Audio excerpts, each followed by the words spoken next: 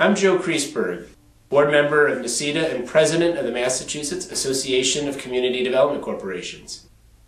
What is the Community Reinvestment Act? The Community Reinvestment Act was enacted in 1977, and it was enacted to make sure that banks provide financing for all communities, including low and moderate income communities, consistent with safe and sound lending practices. The legislation was enacted to address a particular issue where banks were not investing in communities the way that they should be. I'm Bernie Mazik, president of the South Carolina Association of Community Development Corporations. What community changes has the CRA encouraged? Now we're seeing banks come back because they're realizing that there's real financial worth in our communities. There's some real business opportunities, whether it's in retail banking, whether it's mortgage lending, small business loans. And working through community development corporations, as well as community development financial institutions, banks are able to work many of the more difficult transactions with our communities. Has CRA been helpful to the financial sector?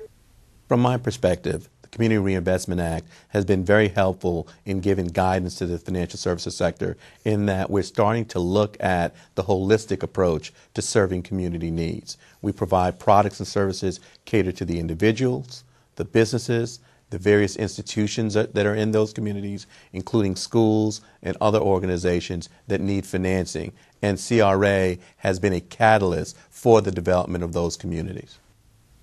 I'm Andy Schneggenberger with the Atlanta Housing Association of Neighborhood-Based Developers. How can CDCs improve banking services in our communities, leveraging the CRA? Well, there are two main areas where we're working with the financial world to improve the banking in our community. One is through financial literacy, and we're working with a number of banks to provide that to our financial opportunity centers, where we provide budgeting, financial information, and in some cases we go into correcting some credit history. At the same time, we're also providing homeowner buyers counseling, where families can actually get mortgage ready, so that when the banks have products like a mortgage, property-sized mortgages for these families, they actually can become eligible. And so there's a collaboration there. They have the product, we have the customers, we're trying to match the two. How do banks partner with CDCs under the CRA? It's that partnership that makes CRA so productive. Banks are not designed to offer courses to potential borrowers. And so working with key partners such as Casa Don Pedro, we're able to provide mortgage financing to some borrowers who are not initially ready for financings when they approach the banks. So those are the sort of win-win partnerships that we feel the CRA has done a very good job at achieving. Hi, this is Frank Woodruff with the National Alliance of Community Economic Development Associations. Should CDCs consider different banks for different services? I think it's important for those listening to the presentation to appreciate there's a distinction between a large retail bank, a wholesale bank, and a limited purpose bank. The reason why the distinction is important is you need to go to the institution that's providing products and services that are consistent with their business model.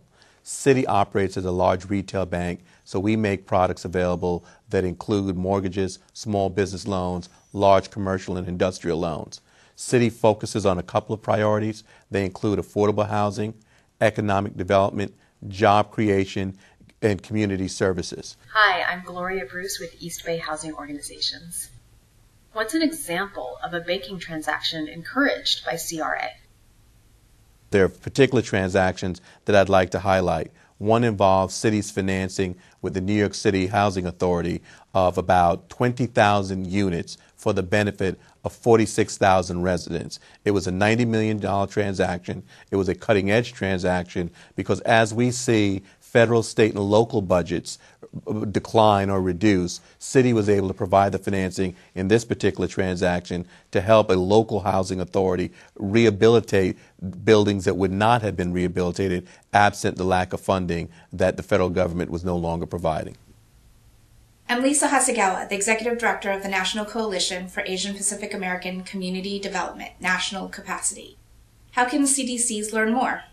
In this age of transparency, it's important for our community partners to know that all of the examinations are made public by the various bank regulators. So the FDIC, the Federal Deposit Insurance Corporation, the Federal Reserve Bank Board, as well as the Office of the Comptroller of the Currency, make their reports available at the conclusion of the examination. And I would suggest that community partners take a look at those exams to find out where banks are focused on and what synergies may exist for the banks and the community partner to work together. I think that there's a lot of money being left on the table and that CRA can be mutually beneficial. It just needs to be clearly understood in terms of the roles, responsibilities, and opportunities. I would add that it's not only important to get that information, but also to compare the different financial institutions, because there are differences in their performances, and some have strengths, some have weaknesses, and you can use that. My name is Nate Kaufman with the Ohio CDC Association.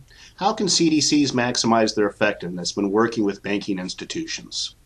It's important to deal with it on a regional basis, whether it's a state or citywide basis, so that you actually can come to an agreement with the financial institution about what is the goal and what are the milestones that you can measure, so that there's a collaborative effort to ensure that there isn't money left on the table and that money is actually well used in our communities.